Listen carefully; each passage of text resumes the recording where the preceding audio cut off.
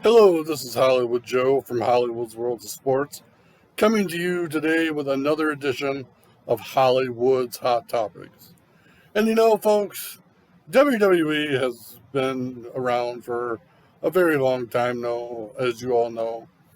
But I also gotta say, WWE is like a constant revolving door of different ideas. Like, they always come up with different ideas and different concepts, but it got me to thinking there are two things I have seen within the last couple of weeks that make me think they should bring some things back.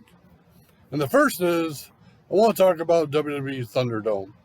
I really think Thunderdome is a great concept to get the fans involved and, get some crowd interaction again, even though the fans cannot be there live and in person. I really like the idea that they went to a bigger arena in the Amway Center, and they'll be there until the end of October. Um, the lighting, the pyro, um, just the whole works. That was a cool, super setup type of deal, and but it got me to thinking about fan interaction and getting the fans involved.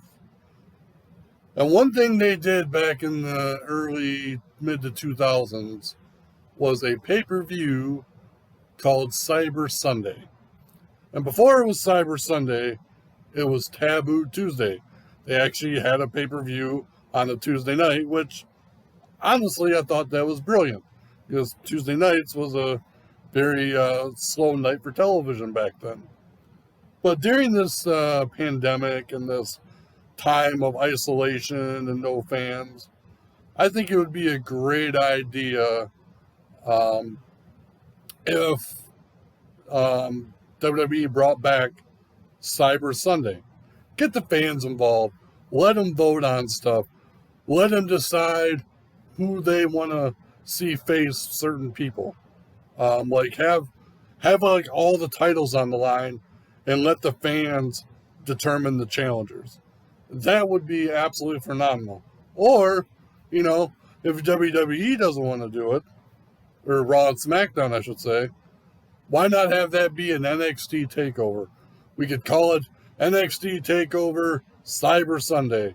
Or they're going to be, I think in September, they're going to be on a Tuesday night due to the USA Network having to move some things around for some sporting events.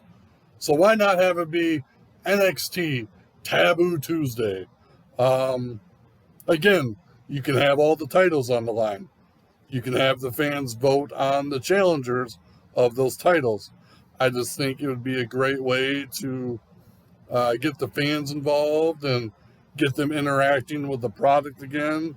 And, I know the wrestlers from reading Chris Jericho's books back in the day absolutely hated Cyber Sunday, but they always made it work. It was always a fun pay-per-view, always a fun concept, and I think it's something they should consider bringing back in the future. Now, another thing I have noticed, and I shouldn't even say a thing, it's a person. A couple weeks ago, AJ Styles uh, came out with a new ranking system called the Phenomenal Intercontinental Statistical System. And I'm not sure if it was a shot at AEW's ranking system or whatever, but I loved that it was an acronym that spelled out piss. Um, I don't know why that was funny to me. Honestly, I think it should be on a shirt. But anyways, that's not even the real focal point here. The focal point is who he's had in the ring with him. And some of you who do not watch NWA, TNA, Impact Wrestling in the 2000s and, from about 2003 to, just a few years ago, the guy in the ring is Joseph Parks. Gone by Joseph Parks, Chris Parks, but most of wrestling fans know him as the Monster Abyss. And I got to tell you, I love the fact that Joseph Parks is on TV.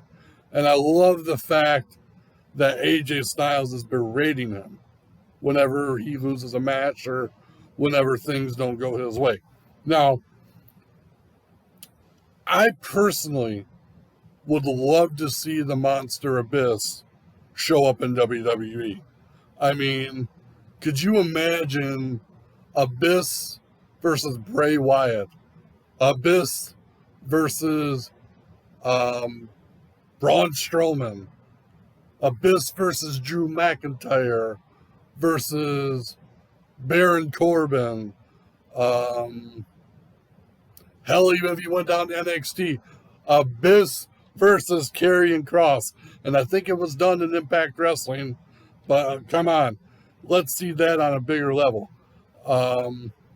Basically, Abyss versus anybody on the roster, because Abyss can work. Abyss can work bigger guys. He can damn sure work smaller guys.